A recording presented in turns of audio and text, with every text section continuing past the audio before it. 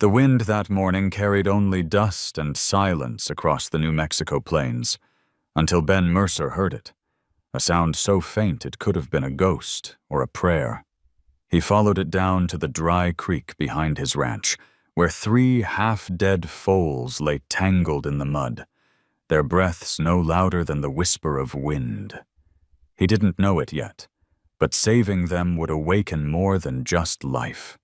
It would stir the land itself, and every broken heart buried in it. The wind came crawling out of the Sangre de Cristo mountains, dragging the scent of dust and old rain across the high plains of northern New Mexico. It hissed through rows of drying chili peppers strung along the porch and made the rusted windmill moan as it turned. Ben Mercer adjusted his hat against the glare. The sky was a wide sheet of tarnished silver, the kind of sky that pressed down on a man until he could hear his own breathing. Juniper, his mare, walked beside him with her head low, the rhythm of her steps steady as a metronome. Ben trusted that rhythm more than anything left in his life. She'd been his anchor through 3 years of silence since the flood took his son. He didn't talk about that night anymore. He just worked the land, planted where the soil still held moisture, and mended fences that no longer kept anything in or out. That afternoon, the air carried a strange chill. The arroyo behind the ranch, a dry riverbed carved by 100 forgotten storms, was silent. He had come to check the washout, to see if the last rain had torn deeper into the bank. Juniper halted first, ears pricked forward. Somewhere below the wind's steady hiss came a sound thin as a sob. Ben froze. For a heartbeat, he thought it was the wind teasing him. Then it came again. A ragged, broken whimper. He slid down the bank, boots grinding into loose gravel. The smell of clay and sagebrush hit him as he reached the bottom. What he saw there pulled the breath from his chest. 3 small shapes lay huddled together on the cracked bed of the arroyo. Foals, no older than a few weeks, thin as fence rails and caked with mud. Their ribs shuddered with shallow breaths. The one nearest to him was chestnut, its coat dulled by grime. Another was pale brown, with a gash down one leg. The third, smallest, had a coat the color of storm clouds, and one blue eye, one brown. "Oh, hell," Ben whispered. His voice sounded too loud in the stillness. He shrugged off his jacket and dropped to his knees. Juniper stood above on the rim, ears twitching, tail lashing the dust. He pressed his palm to the chestnut foal's neck. It was hot, slick with sweat. "Easy, kid," he murmured. The second foal stirred weakly, a tremor running the length of its body. The little gray didn't move at all. Ben looked up toward Juniper. The mare stamped once, as if urging him on. He fetched the canteen from his belt, poured water into his hand, and trickled it across the gray foal's muzzle. A flicker, a twitch of its ear, then the faintest lick of its tongue. "Come on," he whispered. "Stay with me." He worked for minutes that felt like hours. The chestnut one drank greedily, coughing halfway through. The pale brown licked his palm and tried to nuzzle closer. The gray simply breathed, slow and uneven. Above them, Juniper blew softly through her nostrils, watching with the patience of something that had seen this before. When the canteen ran dry, Ben tore off his flannel shirt and wrapped the foals together, pulling them close to share what warmth he had left. The sun slid lower, smearing the horizon with rust and violet. The cold crept up fast from the ground. "Don't you die on me now," he muttered. "Not here." He studied the shallow cuts on their legs, marks from rope, maybe wire. Whoever had left them here hadn't just abandoned them. They'd made sure the desert would finish what cruelty began. He felt the old anger stir in his gut, the same useless anger that had haunted him since the flood. It burned for a moment, then collapsed into something quieter: determination. He climbed the bank, grabbed the old wool blanket from Juniper's saddle, and carried it down again. "We'll get you home," he said. The words sounded strange after months of talking only to the wind. One by one, he lifted the foals. The chestnut was the heaviest. He grunted as he carried it up to the mare. The pale brown came next, trembling in his arms like a bird. When he reached for the gray, its head lolled against his chest, heart fluttering like a trapped sparrow. Ben pressed his forehead to its damp mane. "You're not going anywhere tonight." Juniper waited while he arranged the foals across her broad back, layering the blanket over them. The sky had turned cobalt. A single star blinked above the ridge. Ben gathered the reins, gave Juniper's neck a reassuring pat, and started the slow walk back to the ranch. The mare's hooves thudded softly against the dirt road. Behind them, the arroyo lay quiet again. Nothing left but the whisper of wind through dry reeds. The night smelt of cold clay and distant smoke. By the time they reached the yard, the temperature had dropped enough for frost to form on the fence rails. Ben pushed open the barn door with his shoulder. The old hinges groaned. Inside, dust hung in the air like breath made visible. He laid the foals down on a patch of straw, pulling his coat around them. Juniper stood watch, her eyes reflecting the lamplight. The chestnut twitched, the pale brown sighed, and the gray gave a thin, raspy whinny, barely a sound, but enough. Ben sank onto a bale of hay, elbows on his knees, staring at the fragile bodies. For a long while, he listened. To the faint wheeze of their lungs, to Juniper's slow breathing, to the wind seeping through the cracks in the barn wall. Then he whispered, "All right, you made it this far." He reached out and ran his hand once more down the gray foal's neck. Little creature's heart thudded steady under his palm. For the first time in years, Ben felt something move inside him that wasn't grief. Outside, the wind changed direction. It carried with it the scent of rain that never quite arrived. "Tomorrow," he said to no one in particular, "we'll figure the rest out." He turned down the lantern, its light softening to amber. In that half-dark, Juniper lowered her head beside him. Her warm breath touched his arm. Together, they watched over the foals while the night settled, and for the first time in a long time, Ben Mercer didn't feel entirely alone. The morning came thin and brittle, the kind of dawn that cracked open with frost instead of light. The horizon glowed faintly pink over the mesas, and the first breath of sun crawled through the slats of Ben's barn. He had slept sitting up on a hay bale, his hat tipped over his eyes, every muscle aching. When he stirred, 3 small chests rose and fell beneath the wool blanket beside him. They were alive. That was all that mattered. Juniper shifted in her stall, the sound of her hoof scraping against the dirt steady and patient. Ben poured a handful of grain into her trough, listening to the soft rhythm of her chewing.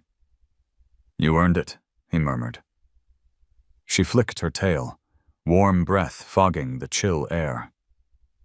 He crouched again beside the foals. The chestnut's eyelids fluttered as it dreamed, its nostrils twitching at the scent of straw. The pale brown one lay still, exhaustion pressing it flat, but the wound along its leg had stopped bleeding.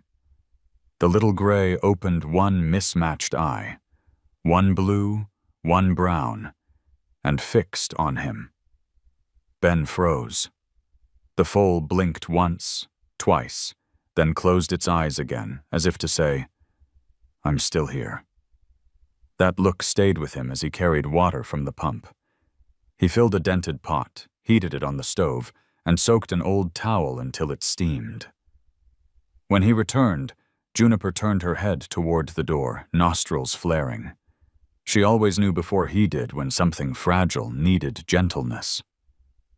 Ben knelt, wringing the towel and wiping the dust from their hides. The smell of wet earth rose into the air, clean and heavy, filling the small space like a benediction. For the first time since his boy's accident, Ben spoke out loud. Not to Juniper, not to anyone in particular, but to the stillness itself. "You ever wonder if some things come back just to make us remember?" His voice cracked like dry timber. The barn didn't answer, but Juniper blew a long breath, the sound deep and low, as if agreeing in her own language. Outside, the world was waking up. A coyote barked somewhere beyond the ridge. The neighbor's dog replied. A flock of sandhill cranes drifted south, their calls threading through the cold air. Ben opened the barn doors to let in the sun. The light touched the foals like a blessing. Steam rose from their damp coats, curling toward the rafters. He brewed coffee strong enough to taste like burnt hope and drank it, standing in the doorway. The horizon shimmered gold, endless and empty. The land hadn't forgiven him yet, but at least it hadn't taken anything more. Not last night. He looked toward the small house beyond the fence, its adobe walls cracked with time. In the window hung a faded photo of his son, arms wrapped around a toy horse. Ben turned away. The ache had dulled over the years, but never disappeared. It simply found quieter corners to hide in. Now, staring at those 3 foals, he felt the same fierce helplessness that had nearly drowned him years ago. But this time, he refused to give it the last word. When the chestnut stirred and tried to rise, Ben crouched beside it, one steady hand on its flank. "Easy," he whispered. "There's no race here." The foal trembled, then collapsed again into the straw. Juniper snorted softly from the stall, watching every move. He named them without thinking. The red one, Ember, because fire lived under his skin. The pale brown, Fern, delicate but stubborn. And the little gray, Echo, because that's what the world felt like when you lost everything. The sound coming back after you'd already stopped speaking. The names felt right. They gave shape to something he hadn't had the courage to believe in for a long time. Possibility. He wrote them on the back of an old feed bag with a carpenter's pencil and tacked it above the stall. Names, he thought, meant responsibility. You couldn't walk away from what you'd named. As the day slipped toward noon, Ben carried the smallest foal, Echo, to the patch of light that spilled through the barn door. The colt blinked and lifted its head, inhaling the dry scent of sage carried on the breeze. Juniper stepped forward, lowering her muzzle until it brushed against the colt's neck. The sound that left her throat was so soft, it was almost a hum. Ben felt something inside him unclench. He didn't cry. He couldn't. The tears had long since turned to salt somewhere deep, where no one could see.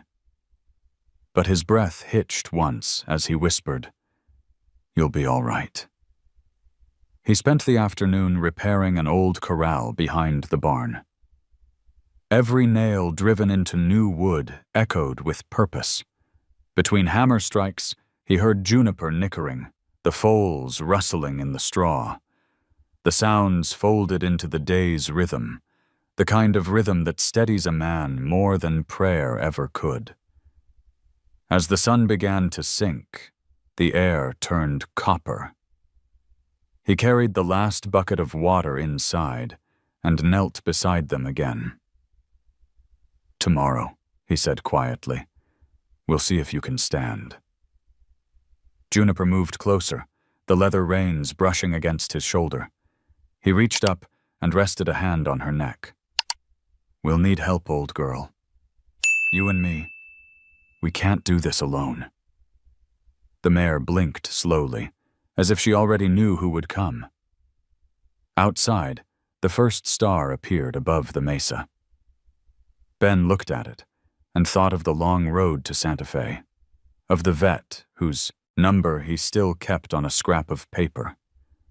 He whispered into the fading light, "All right. Tomorrow, we'll call her." Juniper's tail swished, and somewhere in the barn, the foals stirred.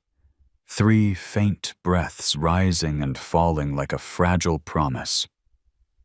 The wind had calmed for the night, leaving only the faint murmur of water from the pump. Steady, patient, alive. By the next morning, the thin frost that had silvered the fence rails was already melting. The wind carried a warmth that promised a short reprieve before winter truly set its teeth into the valley. Ben stood by the pump, washing the dust from his hands, when he heard the distant grind of an engine. It wasn't the sound of a ranch truck, too smooth, too well kept. He wiped his palms on his jeans and squinted toward the road. A white pickup turned off the highway and rolled slowly down the dirt lane, kicking up soft clouds of ochre dust. The logo on the side door read, "Dr. Naomi Lee, DVM, Santa Fe Equine Care." Ben's stomach tightened. He had called her at dawn, half hoping the line would ring unanswered. The truck came to a stop beside the barn. A woman stepped out, her dark hair pulled back beneath a faded ball cap, her jacket dusted with road grit. She moved with the practiced economy of someone used to being alone on back roads. "Mr. Mercer?" she asked. Her voice carried the slight cadence of someone who'd lived between languages and learned how to make silence do the rest. "That's me," Ben said, pushing his hat back. "Appreciate you coming." "I was already heading north," she replied, "and your message said it was urgent." She didn't wait for more. "Show me." Inside the barn, the smell of straw and damp hide mingled with the faint tang of iodine from the bottle Ben had found in an old tack box. Naomi knelt immediately beside the blanket, her movements brisk but gentle. Juniper raised her head from the stall, watching closely. The vet spoke softly as she examined each foal. "Dehydrated," she murmured. "They've been without their dam for days. Rope burns here, infection starting, but the lungs sound stronger than I expected." She looked up at Ben. "What did you feed them?" "Warm milk, powdered. It's what I had for calves." "That explains why they're still breathing," she said, half smiling. She reached for her bag, unrolling a line of sterile gauze and syringes. "We'll give fluids, antibiotics. I'll need to take samples if that's all right." "Do what you need." She worked in silence, the kind that filled a room without suffocating it. When she pressed the needle into the chestnut's neck, the foal jerked. Ben moved instinctively, steadying its head, murmuring low. Naomi watched the exchange, his rough hands, his gentleness. "You've done good work, Mr. Mercer," she said quietly. He shrugged. "Just couldn't walk away." She didn't answer, but her eyes softened. After a while, she stood, stretching her back. "They'll need warmth tonight. Keep them on dry bedding, feed every 2 hours." "I can do that." As she packed her instruments, she looked toward Juniper. "That's a good mare you've got." "Best there ever was," Ben replied. Juniper gave a slow blink, as if acknowledging the compliment. When Naomi stepped outside, the wind lifted her cap brim. She scanned the horizon, the expanse of dun-colored fields, the faint shimmer of heat still rising from the arroyo.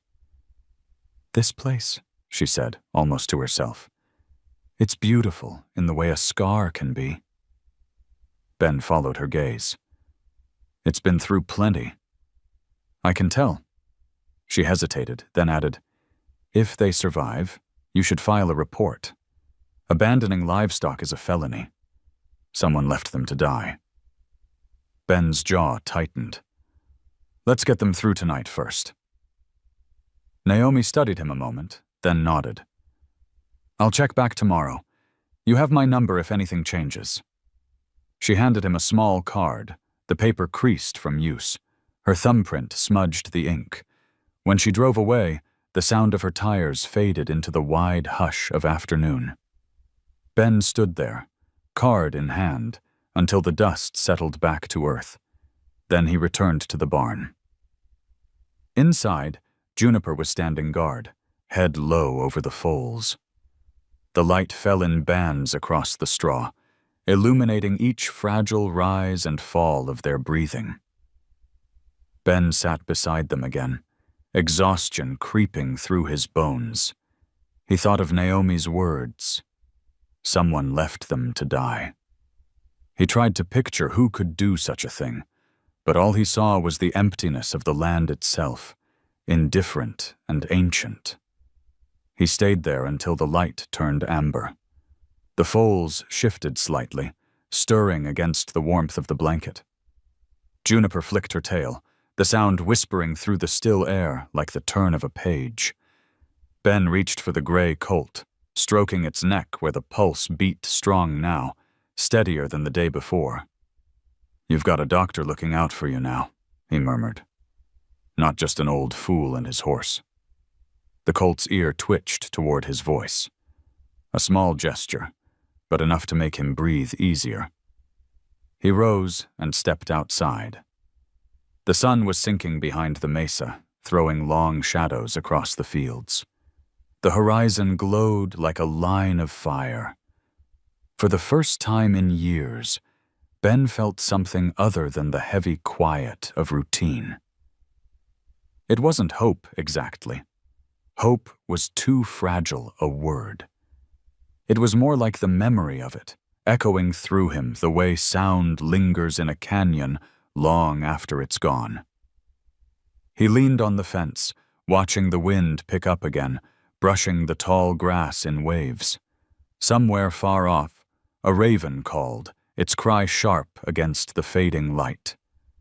Ben looked toward the road Naomi had taken, then back at the barn, where the faint lamplight glimmered through the cracks. "Guess we're not done yet," he said under his breath. Juniper answered with a low nicker from inside, and Ben smiled despite himself. Night fell gently, laying its cool hand over the valley. The stars came out one by one, reflected faintly in the water trough. In the barn, 3 small bodies slept beneath a blanket that smelled of dust, milk, and second chances. And for the first time since the flood, the ranch felt almost alive again. By the time the second sunrise burned over the ridge, the ranch had begun to smell like life again.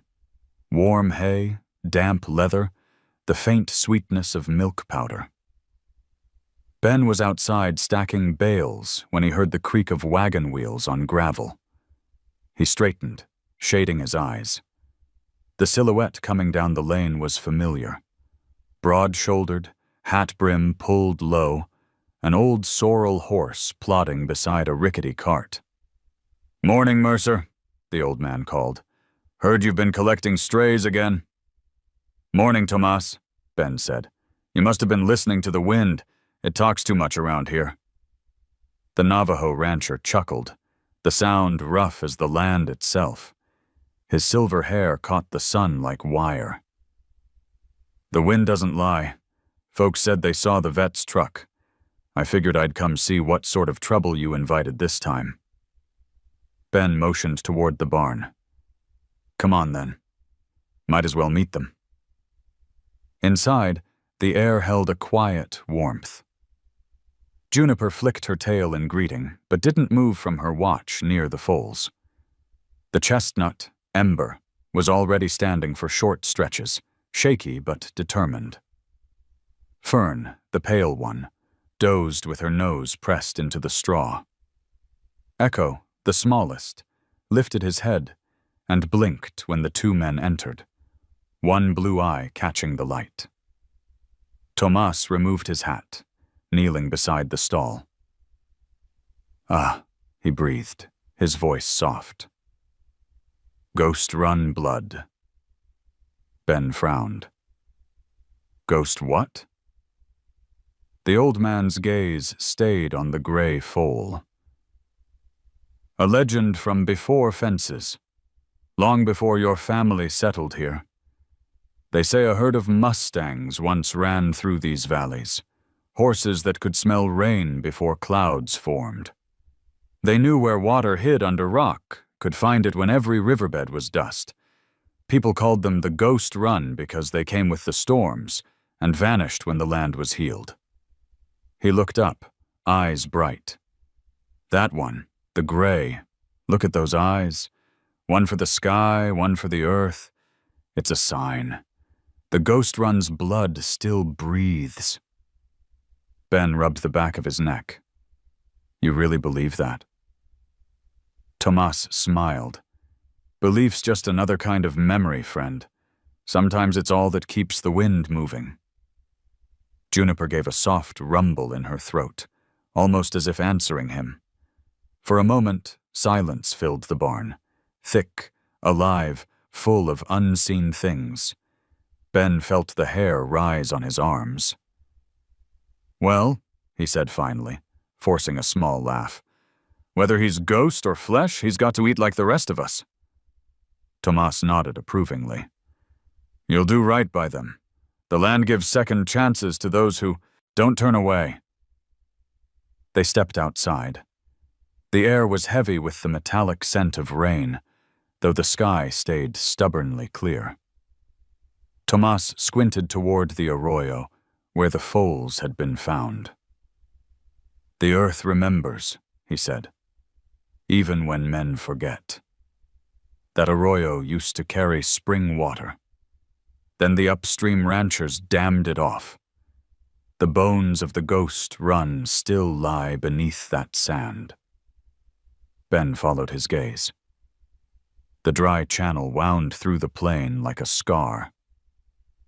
"You think that's where their herd came from?" "I think the herd led them back here," Tomas said. "This place owes them water. Maybe they came to collect." Ben didn't answer. He could still feel the roughness of the foal's skin under his hands, the way their hearts had fluttered against his palms. Maybe there was truth buried in the story. Maybe not. But he'd learned that the line between myth and mercy wasn't as wide as it looked. They spent the rest of the morning repairing the corral fence. Tomas worked slow but steady, humming an old tune in Navajo that sounded like the rhythm of hoofbeats. When they stopped for coffee, he leaned against the post and studied Ben. "You've been quiet since the flood," he said. "Too quiet.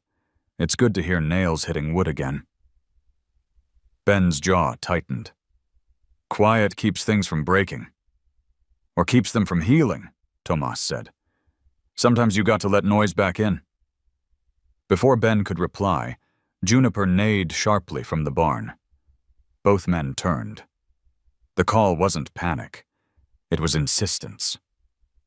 Ben broke into a run. Inside, the foals were restless, stamping at the straw. The air felt charged, almost humming. Outside the open door, a low rumble of thunder rolled across the valley, though the sky showed no clouds. "Storm's talking early," Tomas said. Ben knelt beside Echo. The gray colt's ears flicked, head tilting toward the sound. The air smelled faintly of ozone. He could feel the vibration through the floorboards, like the earth itself breathing. "They're hearing something," Ben said quietly. Tomas nodded. "They always do. Horses know what we don't." The thunder faded as quickly as it had come. The barn fell silent again, the only sound Juniper's steady breathing. Echo lowered his head and nuzzled Ben's sleeve.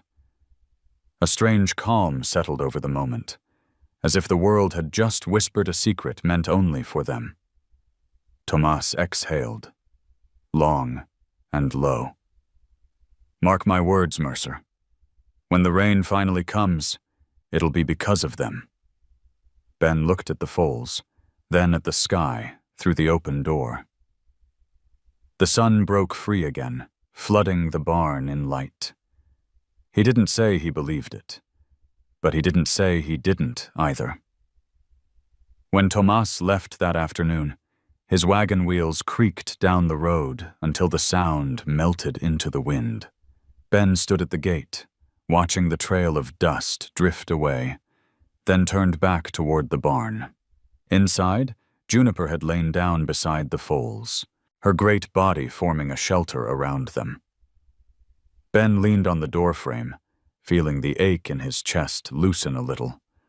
The wind carried a hint of sage and something else, something wetter, more alive. Maybe rain, maybe memory. He whispered to no one. "Ghost run, huh? Guess we'll see."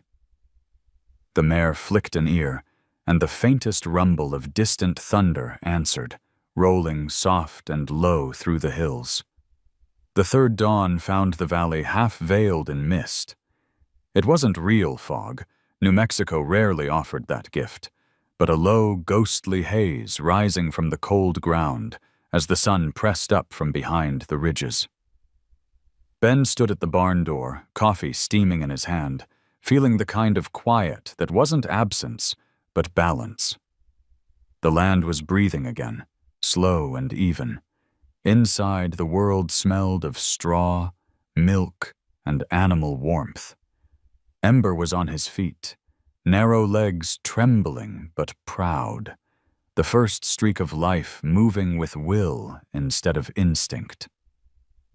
Fern lifted her head at his motion, still too weak to stand but watching, her big eyes glossy with reflection from the lantern's glow.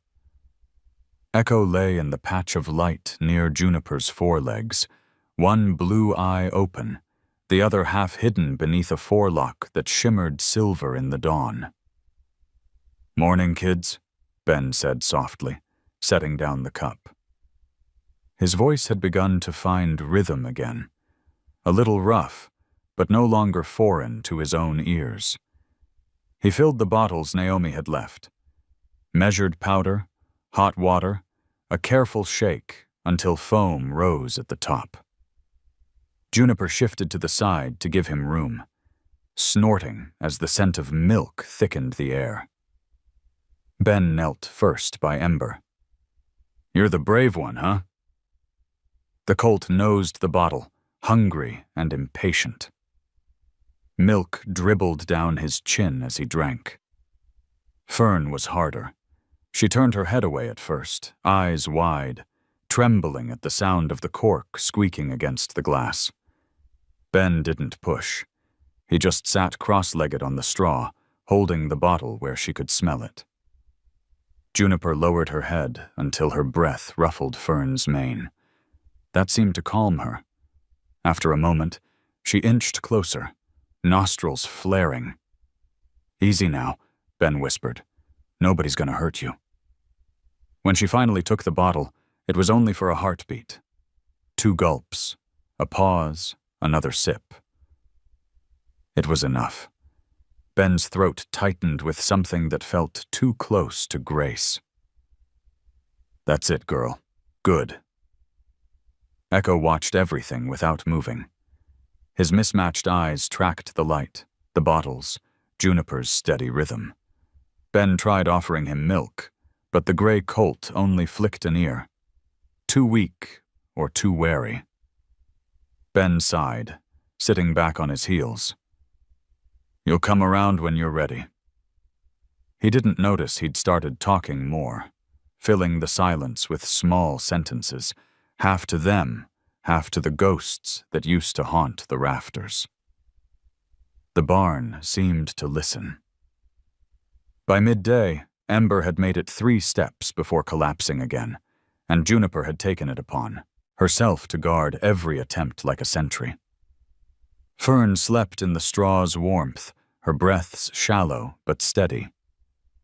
Echo dozed too, twitching now and then, his hooves kicking faintly as if dreaming of running. Ben spent the afternoon fixing the roof above the stalls. The wind sang through the boards, pushing a dry sweetness through the cracks. When he stopped for water, he noticed Juniper watching him from below, ears forward, the faintest question in her gaze. He grinned. "Don't worry, old girl. I'm not going anywhere." As he came down, thunder muttered far to the west. A sheet of clouds moved slow as smoke above the horizon. The air thickened with the metallic scent of change. The ghost run, he thought, remembering Tomas's story. Rain before the clouds. Near sunset, he led Juniper out to stretch her legs. The light turned the land copper and violet. From the hill above the arroyo, he could see the dry scars of the creek twisting through the plain. He thought about the foals lying there 2 nights ago, about how close silence had come to winning. The thought made him reach unconsciously for Juniper's mane, grounding himself in the heat of her neck. When they returned, the barn felt warmer than usual. The last of the sunlight slanted through the boards, catching particles of dust and turning them into drifting sparks. Ben crouched near Echo again, holding the bottle out. "All right, little one. 3rd time's the charm." The colt didn't move for a moment. Then, as if deciding, he lifted his head, nostrils quivering. His muzzle brushed Ben's wrist. A single sip, hesitant, then another, stronger. The rhythm steadied. Ben froze, hardly daring to breathe. "That's it," he whispered. "You found it." Echo's ears flicked at the sound of his voice. For a few seconds they simply stayed like that, the man holding, the foal drinking, Juniper standing over them both with her eyes half closed in peace. Outside, thunder rolled again, closer this time. Ben laughed under his breath. "Guess we're all learning how to breathe again." The light dimmed. The first drops of rain tapped on the roof, soft and rare. Juniper turned toward the sound, her tail swishing slow, and Ember gave a small, uncertain whinny. The smell of wet dust crept through the cracks, earth remembering itself. Ben sat back, soaked in the rhythm of rain and breathing.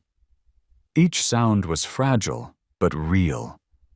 The patter on tin, the gentle hiss of straw, the faint snort of horses settling for the night. He thought of Tomas's words. When the rain comes, it'll be because of them. He looked at the 3 foals, alive where death had left its shadow, and he realized that maybe it didn't matter whether the ghost run was real. The miracle was already here, lying in the straw before him. When he finally stood to leave, the barn light glowed like amber through the mist. Juniper lifted her head, watching him with the same quiet knowing she'd carried since the first day they met. Ben touched her muzzle, smiling. "You keep watch, all right? You're better at it than I am." He stepped into the rain, hat pulled low. The air was cool and alive, washing the dust from his skin. Behind him, through the half-open door, came the faintest sound, a soft, broken whicker from the gray colt, a voice testing itself against the world. Ben stopped, listening. The rain paused between breaths. "That's it, Echo," he murmured. "You tell it you're here." He didn't turn back. He just stood there until the sound faded into the steady rhythm of the storm, until the night and the land and every heartbeat seemed to breathe as one. The rain that had touched the land the night before didn't stay long enough to soak it, but it left a scent, the deep, almost holy smell of wet dust. It lingered in the morning air as Ben stepped out of the barn, rolling his shoulders after a sleepless night. His shirt stuck to his back, and his arms were streaked with straw and dried milk. He didn't mind. Inside, 3 small lives were still breathing. That was enough. He was halfway through checking the water trough when a pickup approached, engine rumbling across the flat. For a moment, his chest tightened. He hadn't expected company. The truck stopped by the gate, and a woman climbed out, a tall figure in a khaki jacket with a sheriff's badge gleaming in the light. "Ben Mercer?" she called. He nodded, squinting. "That's me. I'm Sheriff Rosa Delgado. Got a call from Dr. Lee. She said you found some foals out here." Ben wiped his hands on his jeans. "They're in the barn. Come on." Inside, Rosa paused to take in the scene. The mare standing sentinel, the 3 foals huddled in their straw nest, the man who looked like he hadn't slept in days. Her eyes softened. "You've been busy." "Did what I could," Ben said. "Dr. Lee's been helping." "She's good people," Rosa replied, kneeling to inspect the marks on Ember's legs. "These weren't from barbed wire. Someone tied them up." "I figured as much. You planning to report it?" Ben hesitated. He'd never been a man who sought lawmen's help, and Rosa's presence stirred old instincts to keep quiet. "Let's get them strong first," he said finally. Rosa studied him for a beat, then nodded. "All right, but if someone dumped them here, they'll likely come looking to finish what they started. Then they'll find me waiting." Her eyes flickered with something between respect and concern. "Just be careful, Mercer. People who treat animals like this don't think twice about treating humans worse." He didn't answer. Juniper shifted behind them, the scrape of her hoof echoing through the barn. Rosa glanced at the mare and smiled. "She's beautiful. Quarter horse?" "Half Mustang," Ben said. "Smart enough for both." The sheriff chuckled. "I'll swing by in a few days to check on things. And, Ben, thank you. Not many would have stopped to listen to a cry out there." After she left, the silence felt different. Not heavy, but connected. The world knew now. The story was no longer his alone. By mid-morning, another visitor came rattling down the road. This time it was an old farm truck with the logo of the Chimayo Feed and Supply Store. A young man jumped out, waving. "Mr. Mercer, I brought what Dr. Lee ordered. Hay cubes, formula, antibiotics. She said you'd need help." Ben blinked. "You drove all the way from town for that?" The boy shrugged. "Doc paid for the gas. Said you'd try to turn her down if she told you." Ben laughed quietly. "She knows me too well already." The boy helped unload the feed, his face bright with curiosity. "You really found them in a dry creek?" "Yeah." "Man," the kid said, shaking his head. "Stuff like that makes people listen. My cousin's got a podcast, Heartland Rescue Stories. Maybe he'd—" Ben cut him off with a raised brow, but not unkindly. "Let's just keep them breathing first, son." "Right," the boy said, flushing. "Sorry." When the truck left, Ben leaned against the fence, watching the dust trail fade. He wasn't sure how he felt about word spreading, but a part of him, small, stubborn, didn't mind. Maybe the world needed to remember that compassion could start in a place like this. Later that afternoon, Naomi returned, parking beside Juniper's paddock. She carried a cooler and a tired smile. "I brought plasma for the smallest one," she said. "Echo's strong enough to fight, but he needs help." Ben nodded toward the stall. "He's stubborn. Reminds me of someone I used to know." They worked in tandem, the routine now seamless. Naomi checking vitals, Ben steadying each foal while Juniper stood close, breathing her calm into the air. When the infusion finished, Naomi leaned back on her heels. "You're good at this," she said. "You ever think of working with horses full-time?" "I already do," he said simply. She smiled. "Fair point." Then more softly, "Your place feels different today." Ben looked around. The sunlight slanted through the boards, catching motes of dust like glitter. Maybe the land's remembering how to be alive again. Naomi didn't reply. She just watched him a moment longer, then rose to leave. "Call me if there's any change. And Ben, try to get some rest. The foals aren't the only ones who need saving." When she was gone, Ben sat by the open door, listening to the hum of late afternoon. The valley stretched before him, shimmering with heat. He thought about Rosa's warning, about Naomi's quiet kindness, about Tomas and his stories of the ghost run. Somehow, all those threads were weaving into something he couldn't quite name. As the sun began to dip, Juniper snorted and nudged him toward the stall. Inside, Ember was testing his legs again, wobbling like a drunk on ice. Fern blinked sleepily, her coat already starting to shine beneath the dirt. Echo lay still, but his breathing was steady. Slow, strong, defiant. Ben crouched down beside them, resting his elbows on his knees.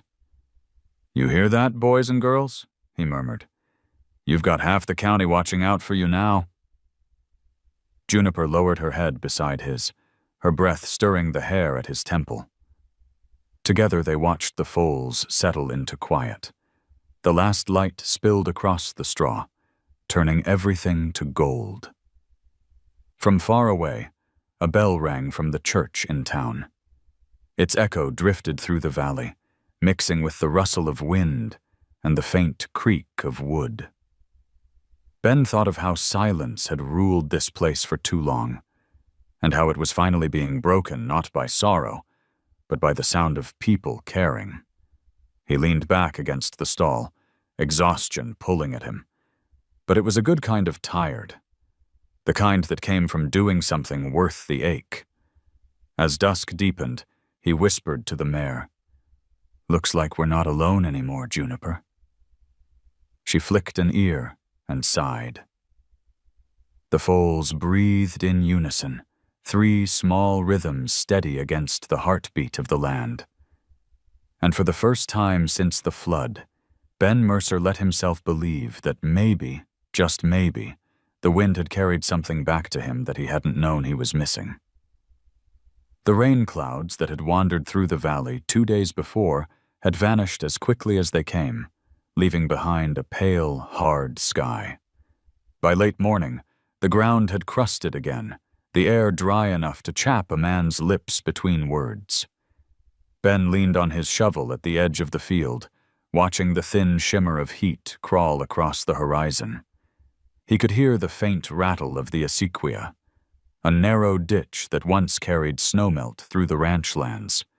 But even from here, the sound was wrong. Hollow. He walked toward the waterline, Juniper following with slow, curious steps. When he reached the ditch, what greeted him was nothing but a cracked vein of mud. The last thread of flow had disappeared overnight. He knelt and pressed a finger into the soil. It was bone dry, warm as skin. "Damn," he muttered under his breath. The drought had been creeping in all year, but this was different. Someone had shut the upstream gate, diverting what little water there was to the industrial site south of town, South Line Aggregates. He'd heard their name plenty over the past month. They wanted to dig a quarry just beyond the ridge, promised jobs, money, and progress. The same promises that had hollowed out other valleys before.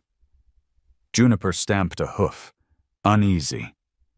Ben looked up, the wind tugging at his hat brim. "Yeah," he said softly. "I feel it too." Back at the barn, the foals were restless. Ember pawed the straw, already itching for space. Fern trembled every time a truck groaned down the distant road. Echo lay quiet, his mismatched eyes following the dust motes that drifted through the beams of light. Ben refilled the trough with what he could spare, the sound of water hitting metal sharp against the hush. By midday, Naomi's truck rolled up the drive, tires crunching against gravel. She stepped out with a clipboard tucked under one arm. "You weren't kidding," she said when she saw the ditch. "I passed the South Line crew on the way in. They've got heavy equipment setting up by the ridge." Ben shaded his eyes. "They said they'd stay clear of the acequia. Guess talk's cheaper than water these days." Naomi crouched to inspect the dry channel. "This'll kill half the valley if it stays closed. You've got irrigation rights, don't you?" "Had," he corrected. "Most of the neighbors sold theirs when the drought hit. I held on." She gave him a look that was equal parts frustration and admiration. "You always have to be the last one standing, huh?" "Someone's gotta be." They walked back toward the barn. The air was heavy, filled with the faint hum of machinery from the ridge. Inside, Juniper lifted her head, her dark eyes reflecting a patience that seemed older than both of them. Naomi bent to check the foals. Ember's wound was healing cleanly. Fern's fever had dropped. Echo's heart, though still fragile, beat stronger beneath her stethoscope. "You've done good," she said. "They're pulling through." Ben watched her pack away the instruments. "Doesn't feel like enough." "It never does." She gave him a long look. "But it's how you start." After she left, he walked the property line, tracing the fence with his gloved hand. The land stretched out in muted colors: ochre, rust, gray-green sage. A hawk circled high above the arroyo, its shadow gliding along the ground like a living scar. That evening, he drove his old Ford down the rutted road toward town. The sun dipped low, painting the sky in copper and violet. Dust followed him like a ghost. When he reached the crossroads, he could see the heavy trucks at the South Line site, lights burning even as the day died. Men in hard hats moved through the glow, setting stakes, hammering steel. He pulled over, engine idling, and stepped out. "Can I help you?" a man shouted from behind the fence. Ben rested his arms on the rail. "Just making sure you boys know what land you're digging into." The man shrugged. "Company's got the permits. Nothing here but dirt anyway." "Dirt's what keeps everything alive out here," Ben said. The worker laughed, shook his head, and turned away. Ben stayed until the last echo of the hammering faded. Then he climbed back into his truck and headed home under a sky thick with starlight. When he returned, the ranch lay silent, except for the soft rustle of animals breathing. He stepped into the barn and found Juniper waiting. The foals slept in a heap, limbs tangled, the faint rise and fall of their chests, like the rhythm of a distant tide. He brushed a hand down Juniper's neck. "They're saying this land's finished," he murmured. "Guess they've never watched something try to live through a storm." He sank onto the hay bale, exhaustion sinking deeper than muscle.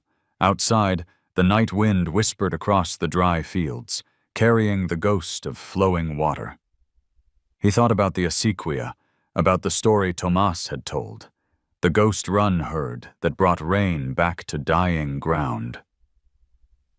"Maybe you were right, old man," he said to the darkness. "Maybe the land's waiting on them again." A faint sound broke the stillness, a soft whicker. Echo, half awake, had lifted his head, eyes gleaming in the lamplight. For a second, Ben could swear the colt was looking past him, toward the open door, toward the barren horizon where no water moved. Ben stood and walked to the threshold. The wind carried dust across the yard, tracing patterns in the moonlight. Somewhere far away, thunder flickered, so faint he could almost pretend it wasn't there. He smiled, not quite sure why. "You hear that, little one?" he whispered. "Still a chance yet." He closed the barn doors and let the night wrap around him. In his bones, he could feel the weight of something shifting, the calm before whatever came next. The land was holding its breath, and so was he. The wind came early that evening, sliding down from the mountains like a warning. It started with a dry whisper through the sagebrush, then built until the tin roof of the barn trembled in its rafters. Ben stood outside, staring west where clouds had piled up like bruises against the horizon. The scent of dust was sharp and bitter, and the light had turned the color of old copper. He'd seen storms like this before, ones that didn't bring rain, just chaos. Juniper pawed the ground, uneasy. She'd been restless all day, tossing her head, pacing the fence line. "I know," Ben said, tightening her halter. "We'll ride it out." But the reassurance was for himself, more than her. Inside, the foals were agitated. Ember kicked at the stall wall, eager for movement. Fern snorted, trembling, her ears twitching at every groan of the wind. Echo lay still, but his breathing came shallow, labored, the same rhythm Ben had learned to fear. The pressure in the air shifted. A dust devil whirled across the yard, scattering straw and grit against the door. Ben latched the barn tight, securing feed sacks along the lower boards. The sound of the wind was no longer a whisper. It was a voice, guttural and low, roaring through the gaps in the walls. He poured water into the tin basin, though he knew most would spill before the night was through. As darkness fell, the storm hit full. The sky fractured with dry lightning, the air flickering white for half-seconds that felt endless. Juniper stamped, tossing her mane, her eyes catching every flash. The foals huddled together. Ben moved between them, checking their blankets, murmuring nonsense words just to keep himself steady. Then came the noise he dreaded most, the low wheeze from Echo's chest. He knelt instantly, pressing a hand to the colt's flank. Heat radiated from his skin. "Not tonight," Ben whispered. "Don't you quit on me." The colt shivered violently, sides heaving. Fern whickered a thin, frightened note, as if pleading for him to fix it. Ben tore his coat off, wrapped it around Echo's body, and began rubbing, steady, rhythmic. "Breathe, little one." The words came rough, more prayer than command. Juniper leaned close, her muzzle brushing Echo's head. Her breath washed warm across the colt's face. The sound of her slow exhale seemed to sync with his. For long minutes, that was all there was. Wind screaming outside, thunder cracking somewhere in the distance, and the quiet rhythm of a man and his mare trying to keep death from crossing the threshold. Ben's shoulders ached, but he didn't stop. He could feel the tremor under his palms ease a fraction.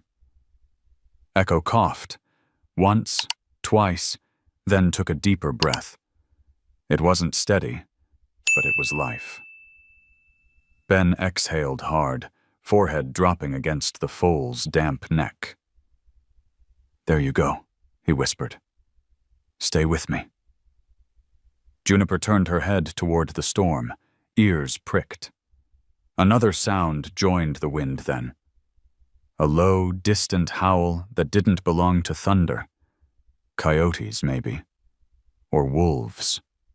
Whatever it was, it carried hunger in it. The mare snorted, her muscles tensing. Ben rose slowly, grabbing the shotgun from the wall. He didn't load it.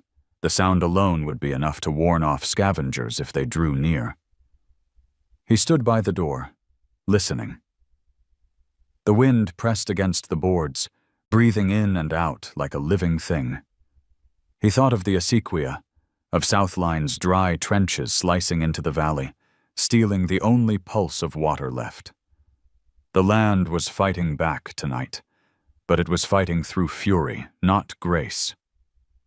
Hours passed that way, half darkness, half lightning. The barn groaned, the world outside vanished into a wall of noise. Inside, he checked on the foals again and again. Ember had curled around Fern, protecting her with his small frame. Echo slept fitfully, but breathed deeper now. Ben brushed a hand along Juniper's neck. "You did good, girl." At some point near midnight, the wind began to die. The air thinned, and the silence afterward was heavier than the storm had been. Ben eased the door open a crack. The yard was a ruin of straw and dust, the sky stripped clean of clouds. Moonlight spilled across the valley, pale and unsteady. Behind him, a weak nicker sounded. Echo was awake, eyes open, mismatched colors glinting in the dim light. He struggled once, then managed to lift his head. Ben crouched beside him again. "Still with me?" The colt's breath rasped, but didn't break. He turned his head slightly, nose bumping against Ben's hand. For a moment, something passed between them, something wordless, older than the both of them. Ben sat there until the first hint of dawn painted the edges of the hills in gray. The barn smelled of sweat, straw, and survival. The foals slept. Juniper dozed standing, head low, tail swaying like a slow pendulum. When the sun finally broke through, Ben stepped outside. The storm had scoured the sky clear, revealing a world washed raw.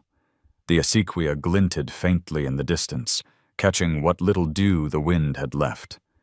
It wasn't running water, but it was something. He tilted his face to the light, feeling it burn the cold from his skin. The night had left him drained, but beneath the exhaustion, something else stirred. A quiet certainty. He'd held back the dark one more time. Inside, Echo gave a soft, cracked whinny that rose, quivered, and faded. Ben smiled faintly. "You're learning to fight," he said. Juniper flicked an ear, as if she agreed. The valley was still, but in its stillness there was promise, the kind of silence that comes after the worst has passed, when the world pauses just long enough to decide whether it will begin again. The storm left the land bruised but alive. By sunrise, the fields shimmered under a thin crust of frost, each blade of grass edged with light. Smoke rose from the stovepipe of Ben's house, thin, hesitant. Inside the barn, warmth returned in the form of a small miracle. Ember was standing steady now, Fern was nibbling at a flake of hay, and Echo, though weak, managed to roll onto his side without help. The night's terror had passed, leaving behind a fragile kind of peace. Ben stoked the iron stove he'd dragged from the shed that morning, the metal groaning as it took the flame. He hadn't used it in years. It still smelled of oil and rust, but soon the barn filled with the deep hum of heat. Juniper stood near it, her body casting a long, calm shadow over the Foals. The air no longer smelled of fear. It smelled of smoke, hay, and the faint sweetness of milk, like the world had started over again. When Naomi arrived just before noon, her truck tires hissed over frozen mud. She stepped out, blinking against the light. "I heard about the wind event," she said. "I figured you might need help." "We made it," Ben replied simply. His voice was rough from the long night. Naomi crouched to check Echo's breathing. "And this one?" "Still here." She smiled faintly. "He's tougher than he looks." "He had help." Ben nodded toward Juniper, who lowered her head as if accepting the praise. Naomi glanced around the barn, taking in the patched roof, the old stove glowing in the corner, the way the Foals had started to doze in the straw. "You've turned this place into a sanctuary," she said. Ben shook his head. "Just keeping things alive, that's all." "You'd be surprised how rare that is," she replied softly. They spent the afternoon reinforcing the barn door, hammering fresh planks where the storm had torn the hinges loose. Each blow of the hammer rang out like punctuation in the silence. Outside, the mountains shimmered under a pale sky, their tops dusted with new snow. As they worked, a dust-covered pickup rolled into the yard. Two men climbed out, neighbors from down the road, one carrying a sack of feed, the other a coil of wire. "Heard you could use a hand," the older man said. "And maybe a little hay. The storm scattered half our fence. Figured we'd rebuild together." Ben blinked, taken aback. "Didn't think word traveled that fast." The younger one grinned. "In a valley this small, good deeds echo louder than gunfire." Naomi chuckled under her breath. "You're officially famous, Mercer." They worked until the light slanted gold. The sound of nails, laughter, and the occasional curse filled the air. Someone found an old coffee tin and brewed it over the stove. When dusk came, the barn looked different, solid again, warmer somehow. The community that had forgotten how to gather had found its reason. Ember wickered softly, drawing everyone's attention. He'd managed to balance on all fours for the first time without wobbling. A cheer went up, low and sincere. Fern lifted her head, curious. Even Echo stirred, his mismatched eyes catching the firelight. Ben stood by the stove, quiet amid the noise. He hadn't realized until then how much he'd missed the sound of people.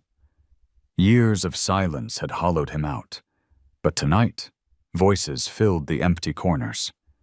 It didn't feel crowded. It felt right. Naomi came to stand beside him, wiping her hands on her jeans.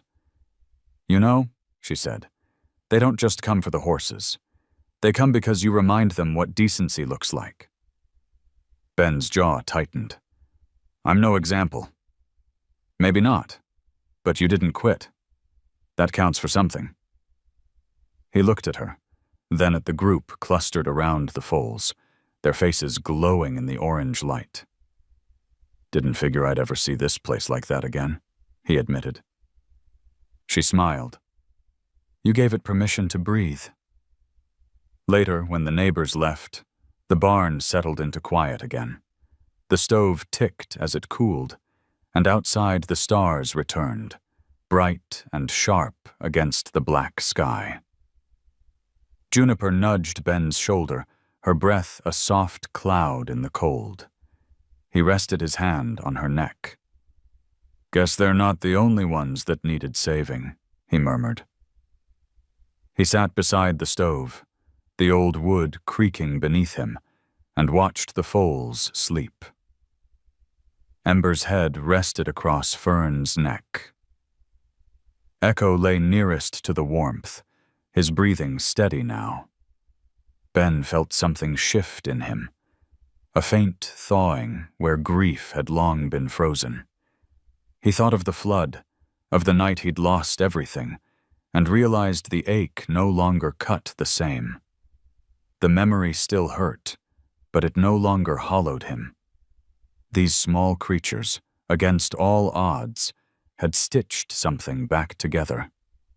Juniper sighed and folded her legs beneath her, lying down beside the foals. The sight drew a slow smile from him. He pulled the old wool blanket tighter around his shoulders and leaned back. The sound of breathing, horse, man, and fire, blended into one rhythm. Outside, frost began to bloom across the ground again, sparkling beneath the moonlight. But inside the barn, warmth pulsed steady and sure. Ben's last thought before sleep took him was simple, almost childlike. The world isn't done with me yet. When dawn came, a faint glow spilled through the slats, brushing the straw with silver.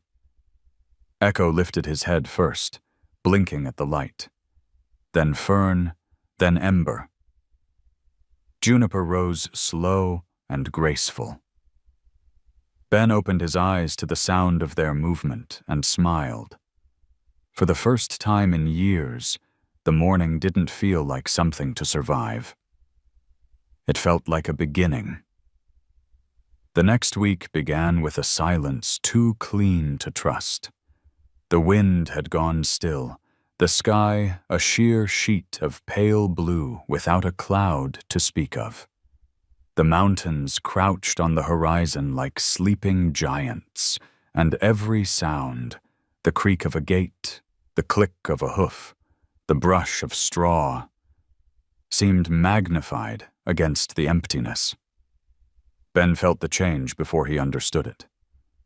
Something in the land was waiting. The acequia lay like a scar, cracked and useless, but when he walked past it that morning, he caught the faintest scent of moisture. Not rain, not yet, but something. Inside the barn, the foals were restless again. Ember had grown bold, his chestnut coat now bright with sheen.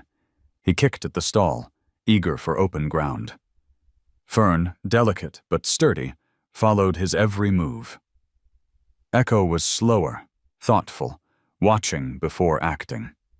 The gray colt had taken to standing near Juniper, shadowing her steps as if learning from her calm. Ben poured fresh water into the trough, speaking quietly as he worked. "You'll run again one day," he said, mostly to himself, "when this ground remembers what it means to live." That afternoon, Thomas Begay came by, carrying a roll of brittle maps. His old truck rattled like bones. "You still believe in fixing what's broken?" he asked, without preamble. Ben wiped his hands on his jeans. "Depends what you mean." Thomas spread the maps across a feed barrel. "These are the old acequia routes," he said, "from before the county redrew the water lines. The ghosts of every stream that once ran through this valley." He tapped a finger against the yellowed paper. "See this bend? That's where your creek should have met the arroyo. If we rebuild the diversion here, water could find its way back." Ben studied the lines. "You're talking about handwork, digging stone by stone." "Exactly." He looked up, skeptical but intrigued. "That's a month of labor for what? A trickle?" Thomas smiled, slow and knowing. "A trickle's how rivers start." Before Ben could answer, Naomi's truck pulled in. She stepped out with a camera slung over her shoulder. "Hope you boys don't mind company. Maya asked me to film something for her podcast about the Acequia Project." "Maya?" Ben asked. "The reporter from the diner," Naomi said. "Apparently people liked her first piece about the foals. She's calling this one When Water Remembers." Ben sighed. Guess privacy's not what it used to be. Naomi shrugged. Sometimes the land needs witnesses. They spent the rest of the afternoon walking the dry channel. Tomas showed them where the silt had built up, where stones could be repositioned to catch runoff. Naomi measured elevation angles while Ben cleared debris with a shovel. The work was slow, rhythmic, like a prayer said with hands instead of words. As the sun began to dip, Ben paused to rest. His shirt clung with sweat. Dust caked the creases of his palms. But for the first time in a long while, he didn't feel tired. He felt connected, as if every muscle had found its purpose again. He glanced at Juniper and the foals watching from the fence line. The mare's ears twitched toward him, then toward the horizon. The wind had picked up. Light at first, carrying the scent of sage and the promise of change. Tomas noticed it too. "Hear that?" he said quietly. "That's how it begins." By twilight, the work had carved a narrow path through the dirt. It wasn't much, just a shallow trench lined with rocks, but when Ben poured the last of his stored water into it, the flow held, sluggish, stubborn, alive. Naomi crouched beside him, camera forgotten. "Look at that," she said. "It's moving." Ben watched the tiny stream twist along the trench, catching the reflection of the dying sun. "Yeah," he said softly. "It's remembering." They stayed there until the sky turned indigo. Crickets began to sing, and the smell of the earth changed again, richer now, looser, as if it had unclenched its fist. When they finally walked back to the barn, night was settling in. The foals stirred, their ears pricking at the sound of water trickling faintly through the ditch outside. Ember stamped once, Fern whickered softly, and Echo lifted his head, eyes shining two different colors in the lamplight. Juniper stepped forward and pressed her muzzle to Ben's chest. The gesture stopped him cold. He rested a hand against her neck. "You feel it too," he murmured. "Something's coming." Outside, the first stars broke through. Ben stood by the barn door, watching them tremble against the dark. His body ached, but it was the good kind of ache, the kind that comes from creation, not loss. He thought of the valley, the dry riverbeds, the broken fences, the people who had given up, and realized what had changed wasn't the land. It was him. The stillness inside him had started to flow again, trickling like the water he'd just set free.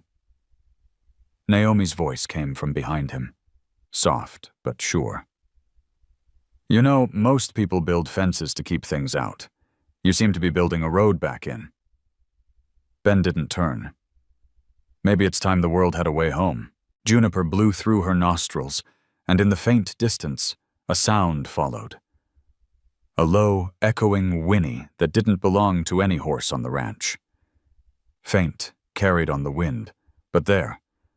Tomas froze, eyes wide. "You hear that?" Naomi nodded slowly. "Was that?" Ben's pulse jumped. He listened again, but the wind had already swallowed it. Still the feeling lingered. Somewhere out there, beyond the ridge, something had answered.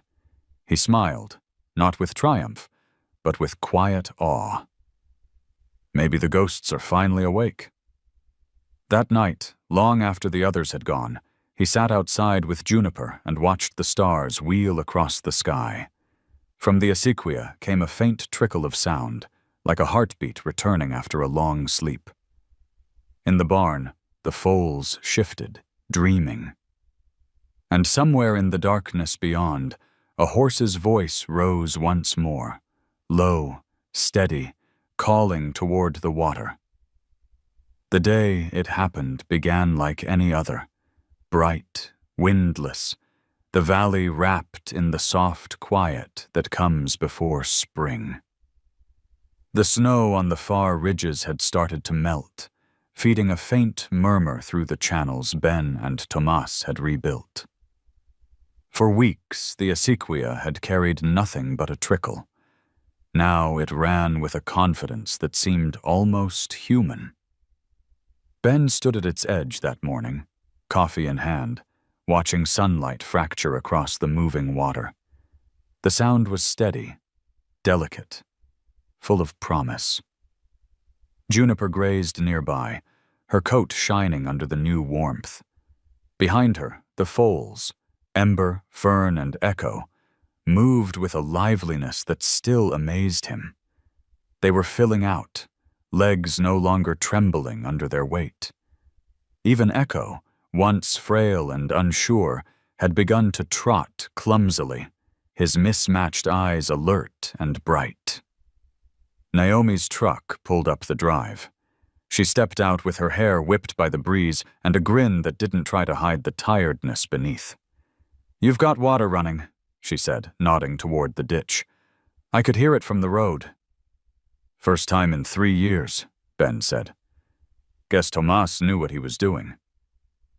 "Tomas knows what the land remembers," she replied. "The rest of us just try to listen." She joined him by the ditch. "You ever wonder why you found those foals in that arroyo?" "All the time." "Maybe it wasn't just chance," she said. "Maybe they were waiting for you to do this." Ben didn't answer. He'd thought the same thing more than once, but couldn't bring himself to name it out loud. Saying it would make it fragile, like holding water in bare hands. They walked back to the barn together. The smell of hay mixed with wet earth and new grass. Juniper lifted her head as they approached, and the foals came running, or something close to it. Ember in front, bold as ever, Fern behind, graceful, cautious, and Echo trailing, moving slower but with a steady rhythm that made Ben smile. "They're almost ready for the pasture," Naomi said. "Almost," Ben agreed. "Another week, maybe 2. Naomi leaned on the gate, watching the 3 of them. "It's strange," she said. "They're not wild, but they're not tame either. They belong to something in between." "Same could be said about me," Ben said. She smiled at that, but before she could reply, a sound carried across the valley, a long, rolling whinny that came from nowhere and everywhere at once. Juniper's head shot up, ears forward, nostrils flaring. The foals froze, their bodies electric. Ben felt the hair rise on the back of his neck. "You hear that?" Naomi's eyes widened. "It's coming from the ridge." They turned toward the west, toward the hills where the acequia disappeared into the wild scrub. The call came again, this time sharper, layered with others, dozens of voices answering each other. Then movement, shapes cresting the ridge, dark against the pale sky. Horses. The herd came slow at first, single file, cautious. Their manes caught the sun, their coats streaked with dust. There were 12, maybe more, led by a massive black stallion whose muscles rippled like thunderclouds. They descended the hill in silence except for the rhythm of hooves hitting dry earth. Ben and Naomi stood speechless. Juniper's ears flicked, her breath coming fast. The foals pressed against her side, uncertain but curious.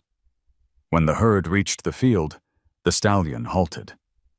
He lifted his head high, scanning the land, nostrils flaring, his eyes locked on the small group by the barn. The air between them felt charged, ancient. Echo took a single step forward. His mismatched eyes reflected both sky and soil. He whinnied, a high, trembling sound that split the silence. The stallion answered instantly, his call deep and resonant. Ben's throat tightened. "Well, I'll be damned," he whispered. Naomi's camera clicked without her realizing she'd raised it. "They're communicating," she breathed. Echo took another step, then another. Juniper didn't stop him. She only watched, tail swishing, body poised, but calm. The two other foals followed hesitantly, drawn by instinct stronger than fear. When they reached the fence, the stallion lowered his head until his muzzle nearly touched Echo's across the boards. For a long moment, nothing moved. Then the stallion exhaled, a deep, rumbling breath that stirred dust from the ground. The herd behind him shifted, forming a semicircle, protective, expectant. Tomas's voice carried from behind them, startling Ben. "Ghost run," he said quietly. He had arrived unnoticed, leaning on his old cane. "I told you they'd come when the water returned." Ben turned, half laughing, half shaking his head. "You were serious about that legend." Tomas nodded toward the stallion. "That one's blood remembers every path ever cut by rain. They came to see if the land was worth believing in again." Naomi lowered her camera. "And is it?" Tomas smiled. "Ask them." As if on cue, the black stallion whinnied again, softer this time. Ember responded with a clumsy echo, Fern with a hesitant snort. Echo stayed silent, but didn't back away. His body was still thin, his movements uncertain, yet he stood his ground. Ben unlatched the gate without fully knowing why. The hinges creaked, the sound swallowed by the wind. The herd didn't move at first. Then, slowly, the stallion stepped forward, crossing into the yard. Dust lifted around his hooves like smoke. Juniper moved to meet him, ears forward, unafraid. They circled each other once, twice, neither aggressive nor submissive, just acknowledging. The stallion nickered low in his throat. Juniper exhaled through her nose, then turned toward Ben, eyes calm. He understood. It wasn't goodbye. It was trust. He backed away, giving them space. Echo followed Juniper's lead, pressing close to the black stallion. The herd seemed to close around him, the formation instinctive, seamless. For the first time, Echo looked complete, like he had stepped into the story that had been waiting for him all along. Naomi whispered, "It's beautiful." Ben nodded, words caught in his throat. He wanted to stop them, to hold on to what he'd saved, but he knew better. Life was movement, not possession. The stallion turned once more toward Ben, as if in recognition, then tossed his head and started toward the open plain. The herd followed, Juniper and the foals at its center. Their hooves pounded against the soft earth, each beat syncing with the rush of water from the acequia, the valley's twin heartbeat. Dust rose behind them, glowing gold in the fading sun. Ben stood until they became silhouettes on the horizon, until the sound of their passage merged with the whisper of running water. Naomi touched his arm gently. "You okay?" He nodded slowly. "Yeah, just trying to remember what it feels like when something ends the right way." Tomas chuckled softly behind them. "It doesn't end, friend. It just changes shape." As the last of the herd vanished into the twilight, the land fell silent again, but it wasn't the hollow silence of before. It was full, alive, like a pause between heartbeats. Ben looked at the acequia one last time. The water shimmered under the moonrise, carrying reflections of sky and earth. It ran steady now, unstoppable. He whispered, "Thank you," though he wasn't sure to whom. The wind answered anyway, gentle and sure, carrying the faint echo of hooves long gone. The day after the herd's arrival, the valley carried a strange calm, like a wound that had begun to knit. The sky was clean, the kind of blue that only follows a storm of meaning. Ben sat on the porch with a mug of coffee gone cold, watching the acequia shimmer through the fields. The water moved slow and sure, whispering against the rocks he and Tomas had laid by hand. Juniper grazed nearby, her coat catching the light. The foals had followed the herd into the high plain at dawn, though Ben had watched Echo hesitate before crossing the ridge. The colt had looked back once, mismatched eyes glinting, and then disappeared into the horizon. That image stayed with Ben, lingering like the last note of a song that refused to end. A truck engine broke the quiet. Dust rose from the road as Sheriff Rosa Delgado pulled in, boots crunching against the gravel. She looked tired, her badge dulled by dust. "Morning, Mercer," she said. "You've got company coming." He frowned. "That's so?" "Southline Aggregates. They're filing a complaint." Ben's stomach tightened. "About what?" "Water rights. Seems your little acequia project is redirecting flow from their property. They're claiming damages." He laughed dryly. "Funny. Didn't see much water running through their land before." "Doesn't matter. They've got lawyers, and lawyers don't need rain to make trouble." She studied him for a moment. "You did something good here, Ben. Don't let them take it apart with paperwork." Before he could answer, another truck appeared, a gleaming black pickup with Southline's logo on the door. Two men climbed out, their boots too clean for real work. The taller one, a regional manager named Cole Harmon, wore mirrored sunglasses and a smile that didn't reach his eyes. "Mr. Mercer," he said smoothly, "we need to talk." Ben crossed his arms. "I'm listening." "We've reviewed your so-called restoration. It's diverting runoff that belongs to our mining lease. We'll need you to dismantle it." "The acequia's been here 100 years," Ben replied. "Your company's been here what, 6 months?" Harmon chuckled. "Be reasonable. We've got permits. You don't." Rosa stepped forward, her tone calm but firm. "Actually, he does. County heritage laws protect historical waterways. The records just needed updating, which I've already filed." Harmon's smile faltered. "Sheriff, I hope you understand who you're siding with here." "I'm siding with whoever's keeping this valley alive," she said. The tension stretched like a rope ready to snap. Ben felt the weight of it in his chest but said nothing. The wind picked up, carrying dust across the field, tugging at the man's pressed suit jacket.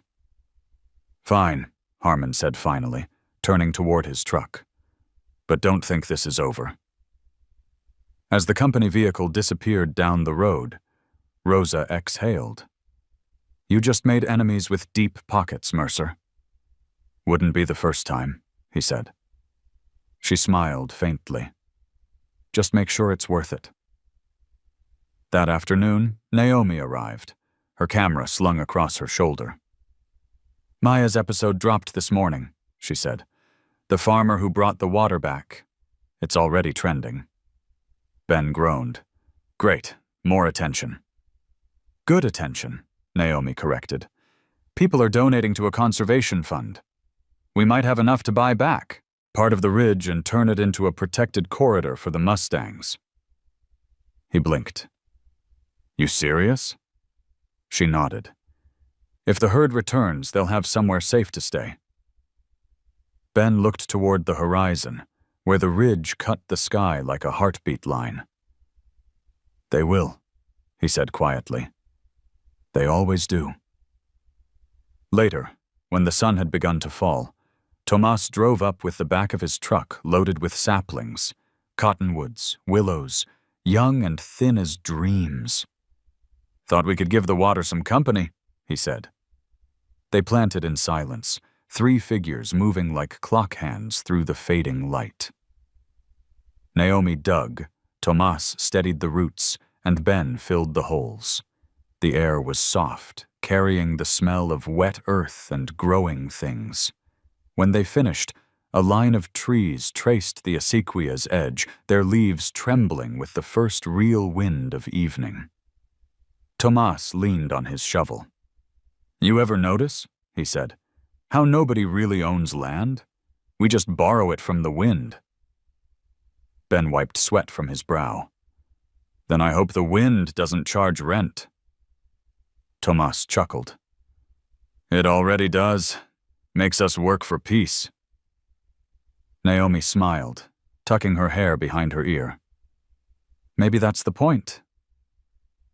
The sun slipped behind the mesa, turning the water gold. They stood together, watching the reflection ripple, a moment suspended between labor and rest. The valley, once silent, now hummed softly with the sound of life returning. When Naomi left, Ben stayed behind. The new trees whispered in the dusk, their leaves flickering like tiny tongues of flame. Juniper wandered up beside him, brushing her muzzle against his arm. Her eyes held that same quiet knowing he'd come to trust more than words. "You've seen it all now, haven't you?" he murmured. "Floods, droughts, storms, and still you stay." The mare blew softly through her nostrils, pressing closer. Beyond the ridge, lightning flickered, distant but harmless, like the pulse of a sleeping world. Ben turned toward the acequia one last time before heading in. The water caught the moonlight, running smooth, carrying the reflection of the new trees. He realized the sound it made wasn't just water. It was breath. The valley breathing again. He thought of what Tomas had said. "We just borrow it from the wind." For the first time, he felt that was enough. Spring arrived quietly, without thunder or fanfare. The snowmelt slid down from the mountains and joined the acequia's slow current, feeding it until the ditch shimmered with new strength. The cottonwoods Tomas had planted began to leaf, their tender green trembling with every sigh of breeze. The valley looked alive again. Not healed, not perfect, but breathing. Ben had learned to measure time differently now, not in days or months, but in small moments. The sound of Juniper's hooves across wet ground, the laughter of neighbors who came to check the water flow, the distant echo of coyotes singing at dusk. The ranch that once had felt like a tomb, now hummed softly with life. And yet, beneath it all, he knew a reckoning was coming. It began one morning with hoof prints by the fence, fresh, pressed deep into the damp soil. Juniper found them first, standing motionless, her ears forward. Ben followed her gaze toward the hills, where a dust trail shimmered faintly in the rising heat. The ghost-run herd had returned. By midday, the black stallion stood once again on the ridge. Behind him, the others waited, their manes rippling in the wind. They didn't descend. They only watched, as if asking permission. Juniper gave a low call in her throat, a note that carried across the distance. Inside the barn, the foals stirred. Ember, Fern, and Echo, each responding in their own way. Ember stamped, restless. Fern tilted her head, curious but hesitant. Echo stood still, the wind ruffling his silver mane. His mismatched eyes turned toward the ridge and didn't move. Ben leaned against the stall rail, a heaviness in his chest. He had known this day would come since the moment he found them dying in that arroyo. He'd promised himself he wouldn't stop them when it did. But knowing and accepting were two different things. Naomi arrived that afternoon, her camera forgotten in the truck. She took one look at the ridge and nodded. "It's time," she said quietly. "Yeah," Ben replied. "Guess it is." They opened the gate together. The creak of the hinges echoed through the valley. Juniper stepped forward first, slow and deliberate. Ember followed instantly, his stride full of restless joy. Fern hesitated at the threshold until Juniper turned back and brushed her muzzle against her neck. Then she, too, crossed into the open. Only Echo remained. He looked from Ben to the horizon, uncertain. Ben knelt in the dirt, his voice low. "You don't owe me anything, kid. You just owe yourself the sky." For a moment, the colt didn't move.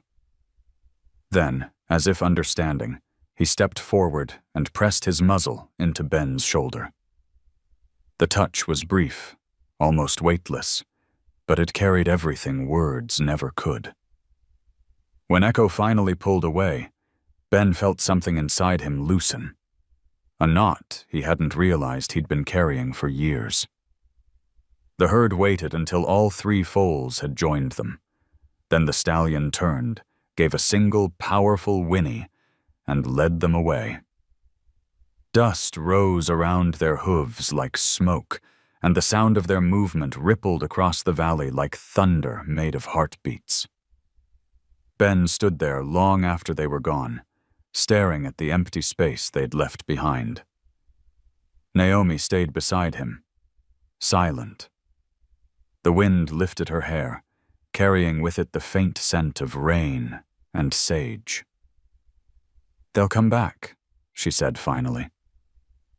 "I know," he replied, though his voice was barely a whisper. "But even if they don't, that's all right." Juniper lingered by the gate, watching until the last flicker of movement disappeared into the horizon. Then she turned toward Ben, her eyes calm. He placed a hand against her neck. "You kept your promise," he murmured. That evening, Tomas came by with a bottle of whiskey and 3 tin cups. They sat on the porch as twilight spread across the fields. The water in the acequia caught the last light, glowing like liquid gold. "Empty corrals again," Tomas said, pouring the drinks. "Feels strange, doesn't it?" "Yeah," Ben said, staring into the dusk. "But it doesn't feel wrong." They drank in silence for a while. The frogs had started their evening chorus, and a single owl called from the cottonwoods. Tomas set his cup down. "The Navajo say every creature that leaves a mark on your life becomes part of your spirit. You'll carry those 3 with you now." Ben nodded. "Maybe they carried me first." Naomi smiled faintly. "Sounds like a fair trade." As night fell, the 3 of them sat listening to the soft murmur of the acequia and the wind moving through the new leaves. Somewhere far off, a coyote called, a sound that used to make the valley feel empty. Now it sounded like belonging. When Tomas and Naomi left, Ben stayed on the porch. The stars came out one by one, scattered like seeds across the vast, dark sky. He thought about the herd crossing the plains, about Echo's mismatched eyes catching starlight. He whispered to the night, "Run free, little one." Juniper stepped from the shadows and stood beside him, her coat glinting silver under the moon. Together they watched the horizon until the first hint of dawn brushed it in gray. For the first time in years, Ben felt no weight pressing on his chest, only a wide, quiet peace. The kind that doesn't need words, only breath. The summer crept into the valley softly, with long blue mornings and evenings the color of copper dust. The acequia ran fuller now, no longer a trickle, but a silver thread stitched through the heart of the land. Where it passed, grass had begun to return, thin at first, then thick enough to wave when the wind came down from the hills. The sound of running water filled the air, steady as breath, patient as time. Ben had grown accustomed to its voice. Some nights he fell asleep listening to it from the porch, the rhythm of it mingling with Juniper's slow movements in the corral. It wasn't just water anymore. It was proof. Proof that something broken could be made whole again, even if the mending took years. He spent his mornings walking the channels, checking the stones they'd laid. The saplings Tomas had planted were taller now, leaves brushing his shoulder. Along the banks, dragonflies hovered like bits of living glass, and the scent of new earth rose heavy and sweet. When he reached the lower field one morning, he found Maya Ortiz kneeling by the ditch with a microphone and a camera crew. She looked up, smiling. "We're filming a follow-up piece," she said. "People loved your story, Ben. They're calling it The River That Stayed." He gave a quiet chuckle. "It's just a ditch." "Maybe to you," she said, "but to everyone else it's hope you can touch." Her words embarrassed him, though he couldn't deny the pride that swelled in his chest. Naomi arrived soon after, carrying medical kits and notebooks. She'd been coming less since the Foals left, but each visit brought a familiarity that made the ranch feel less empty. She checked Juniper's hooves, took samples from the new plants along the acequia, and talked with Maya about restoration grants. When they finished, Naomi stood by Ben, wiping sweat from her forehead. "You ever think about what's next?" she asked. He shrugged. Didn't know there had to be a next. The water's flowing, the land's breathing again. That's enough. She smiled gently. "You've got more in you than fixing old fences." "Maybe," he said, watching Juniper graze beneath the cottonwoods. "But this is where I finally stopped running." Later that day, Rosa drove out with county papers. "Thought you'd want to see this," she said, handing him a folder. Inside was an official declaration. Silver Arroyo Sanctuary, protected habitat and waterway. His signature was already at the bottom, scrawled from the forms Naomi had filed months earlier. "You're legal now, Mercer," Rosa said, grinning. "No one's touching this land without your say." He looked at the seal, tracing the embossed outline of the state. "Guess it's real, then." "It's as real as the dirt under your boots," she said, tipping her hat. "You earned it." That night, he lit a small fire near the water's edge. Tomas joined him, bringing an old guitar that had more cracks than strings. The old man strummed softly, humming something ancient, the notes drifting with the breeze. Juniper stood nearby, her ears twitching toward the sound. "She remembers songs," Tomas said, smiling. "Most animals do. Maybe she remembers him too." Ben nodded, knowing who he meant. Echo, Ember, Fern, and the black stallion leading them somewhere beyond sight. The thought didn't sting anymore. It settled like warmth instead of loss. "Think they'll come back?" Tomas asked. "Maybe," Ben said, "but even if they don't, I'll still hear them every time the water runs." Tomas chuckled. "That's how you know you're part of the land now. You don't wait for miracles, you listen when they speak." They fell into easy silence. Fireflies blinked over the ditch, and the stars unfolded overhead, reflected in the slow-moving water.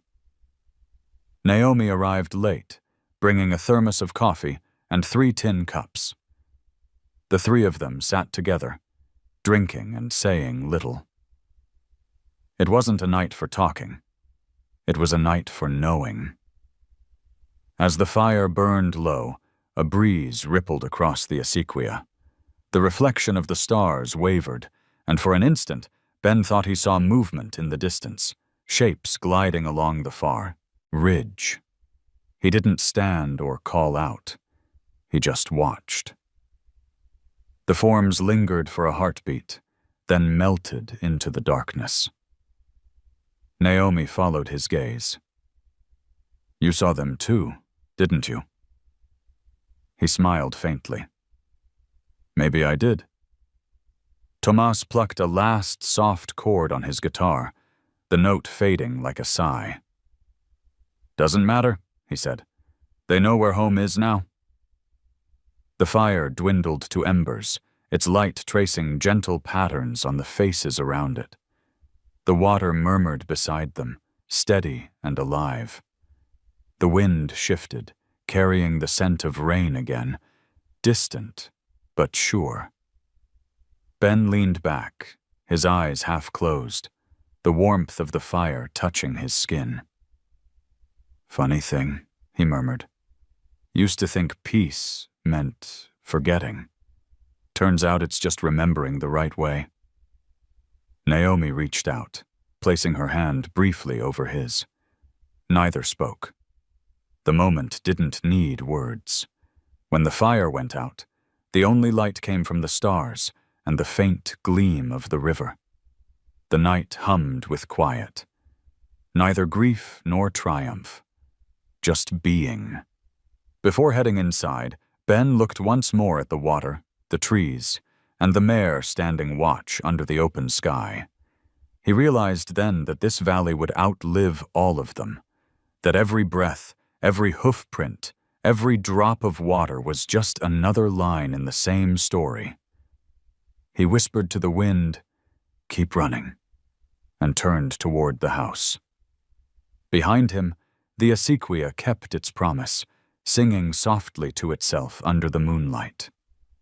Autumn crept back into the valley, almost without notice. The mornings were cooler now, edged with that thin sharpness that made the air smell like wood smoke and wet clay. The cottonwoods had gone gold, the acequia lined with leaves that drifted like slow coins down the water's skin. Every sunrise burned through the mist in soft, forgiving light. Ben rose earlier these days, not because of chores, but because he liked the quiet hour before the world woke. He would walk the fence line with Juniper trailing behind, her breath puffing white in the cold. The mare had grown slower, her gait a little stiffer with each dawn, but her eyes were clear. She seemed content, watchful, settled. The ranch had become a rhythm they shared. Silence, motion, stillness. He stopped one morning at the old arroyo where it had all begun, the dry creek where he'd found the foals. It wasn't dry anymore. The acequia had rejoined it months ago, and now a thin ribbon of water wound its way through, glinting under the sun. Grass and sage had crept back, stitching the scar into green. Ben crouched down, running his fingers through the current. It was cold. Clean. The ghosts that had once lived here had been washed into memory. Behind him, Juniper whinnied, low and soft. He turned, smiling. "You remember, don't you?" She flicked her ears and pawed at the dirt. For a moment, she looked toward the ridge as if expecting something, or someone. Then she lowered her head and pressed her muzzle against his shoulder. The gesture carried a quiet kind of gratitude, older than words. Later that day, Naomi arrived in her old truck. She brought news and laughter, as she always did, along with 2 boxes of seedlings. "For the ridge," she said. "We'll plant them where the herd used to pass." Together they drove up the winding trail, the truck bumping over stone and scrub. From the top, the valley unfolded beneath them, a patchwork of gold, brown, and silver water. The sanctuary marker Rosa had set gleamed near the ditch, weathered but proud. Naomi handed him a small spade. "One tree for each of them?" He nodded. "Seems right." They planted 3 saplings, one for Ember, one for Fern, and one for Echo. Naomi pressed her palms into the soil and said quietly, "There. Now they'll always have roots here." Ben stood back, breathing in the scent of the fresh-turned earth. A gust of wind rolled through, rattling the leaves. For a heartbeat, it almost sounded like hooves pounding far away, fading toward the horizon. He looked west, but there was nothing. Only the shifting light, the movement of grass bending with the wind's invisible hand. When they drove back down, the sun was sinking, the sky washed in pink and violet. Naomi reached over, resting her hand lightly on his arm. "You know," she said, "you could leave this place now. Travel. Start again somewhere else." Ben smiled faintly. "I already did." That evening, after Naomi had gone, he sat by the water's edge, listening. Crickets sang, the frogs joined them, and somewhere a lone coyote called. The sound didn't bring loneliness anymore. It felt like company. The moon rose full and clear. Juniper stood by the barn, her coat pale in the silver light. She turned her head toward him and gave a low, drawn-out whinny. Soft, almost a hum. It rolled across the field and into the trees. The kind of sound that said everything was all right. Ben closed his eyes, hearing the memory of others answering her. Echo's young call, Ember's fiery impatience, Fern's shy response. For a moment, the valley was alive with them again, their voices overlapping with the whisper of the acequia, the breath of the wind, the pulse of the land itself. Then the sound faded, leaving only the steady murmur of water. He rose and walked to Juniper, laying a hand against her neck. Her body was warm beneath the chill air. "You did good, girl," he whispered. "We both did." She leaned her weight against him, heavy and solid, and for a long while they stood like that, 2 silhouettes caught in the moonlight, the ranch around them quiet and eternal. When the dawn came, pale and gold, Ben found her lying peacefully by the fence, eyes closed, breath gone. She looked as if she'd simply decided to rest and never woke. He didn't cry at first. He just knelt beside her, hand resting on her muzzle, and let the silence speak. The sun climbed slow, the light spreading across the fields like forgiveness. Later, he buried her near the acequia, where the water ran brightest. Tomas and Naomi helped, neither speaking much. When they finished, Naomi placed a flat river stone on the mound. "She was part of the ghost run too," she said. Ben nodded. "Maybe she was the last of it. Or maybe she was the beginning," Tomas murmured. That evening, Ben sat alone on the porch, the smell of rain in the air. The first drops fell just after sunset, tapping the tin roof with soft insistence. The acequia swelled, running faster, the sound deep and sure. And then, faintly, from somewhere far off in the valley, came a single whinny, clear, echoing through the storm. Ben froze. He knew that sound. It was unmistakable. He smiled, closing his eyes as the rain grew heavier. "Run free," he whispered into the dark. When he opened his eyes again, the sky had split into 1,000 shades of silver, and the acequia shimmered like a living ribbon under the lightning. Somewhere beyond the ridge, he imagined the herd running. Echo in the lead, Juniper beside him, manes flying, hooves drumming a song only the wind could carry. The rain poured harder, washing the dust from the earth, filling every hollow and hollowed heart. The valley shone, alive again. Ben sat until the fireflies returned. Tiny stars over a land reborn. He felt the ache of loss, yes, but threaded through it was gratitude so vast it hurt. For the first time in his life, the sound of water made him smile. If this story touched something deep in you, if it reminded you that kindness can still bring miracles, just drop a simple one in the comments. That's enough for me to know you were here, and that you felt it too. And if you want to keep walking with me through more stories like this, stories of people, horses, and the small moments that heal the world, hit subscribe and stay with us. Because the next story might be the one that finds you.